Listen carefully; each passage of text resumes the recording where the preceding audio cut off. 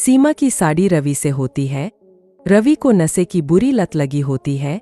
एक दिन अरे माँ, मेरा एक साइड का शरीर काम नहीं कर रहा है। मैं आज खेतों में कैसे जाऊंगा?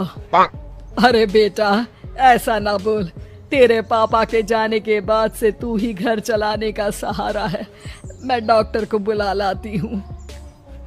देखिए बहन जी, रोहन के शरीर के एक साइड में लकवा है। अब वो कभी ट्रैक्टर नहीं चला पाएगा। घर में मंहूसियत का माहौल हो जाता है। लीजिए माँ जी, रोटी खा लीजिए। अरे बेटा, मुझे तो भविष्य की चिंता हो रही है। मेरा एक ही बेटा है और वो भी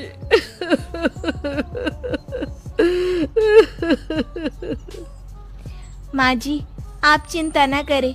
जब तक ये बीमार है मैं खेत जाकर काम कर लिया करूँगी। वैसे भी नशे के कारण इनका शरीर काफी कमजोर हो गया है। अगले दिन सीमा खेत में जाकर काम कर शाम को घर लौटती है। ये ले बेटा, पानी पी ले। कैसा रहा काम का पहला दिन? माँ जी, काम तो ठीक है, लेकिन मैं अगर ट्रैक्टर चलाना सीख लूँ ना तो काम और भी आसान हो जाएगा। अरे बेटा, दुनिया क्या कहेगी कि औरत होकर ट्रैक्टर चला रही है। माँ जी, यह तो हम दुनिया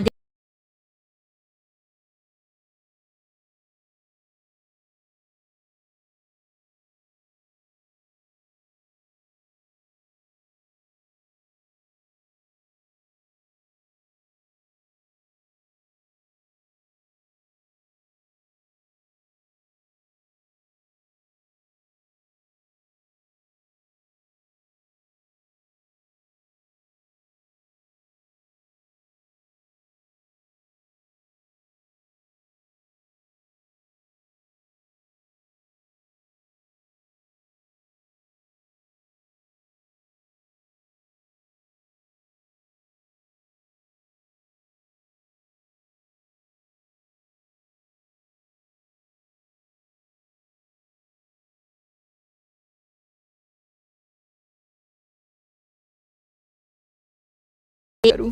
सीमा शांत हो जाती है। अगले दिन सास सीमा के पास आती है। बेटा, ये मेरे गहने हैं। इसे अपने गहनों के साथ जोड़कर सुनार को दिया। जितने पैसे हो ले आ। डॉक्टर को आज ही देने हैं। सीमा अपने गहने और सास के गहनों को लेकर दुकान में बेचकर पैसे लेकर घर आ जाती है। माँ जी, सिर्फ 3 लाख रुपए का ही इंतजाम हो पाया है। बाकी के पैसे कैसे आएंगे? बेटा, अब तो एक ही चारा है। हमें जमीन भी बेचनी पड़ेगी। माँ, खेत बेच देंगे तो खाएंगे क्या? अरे बेटा, कोई दूसरा चारा भी तो नहीं है। रोहन ठीक हो जाए तो वो मेहनत करके इससे भी बड़ी जमीन ले लेगा। सास बहू मिलकर खेत भी बेच देते हैं। अब पूरे पैसे लेकर सास डॉक्टर के पास जाती है। डॉक्टर साहब, ये लीजिए सारे पैसे। बस किसी तरह मेरे बेटे को ठीक कर दीजिए। आपका बेटा ठीक तो हो जाएगा, लेकिन 6 महीने का समय लगेगा। सास बहू सोच में पड़ जाते हैं कि अब तो कोई जारिया भी नहीं रहा जहां से उन लोगों की कमाई हो। अब कमाई घे नहीं तो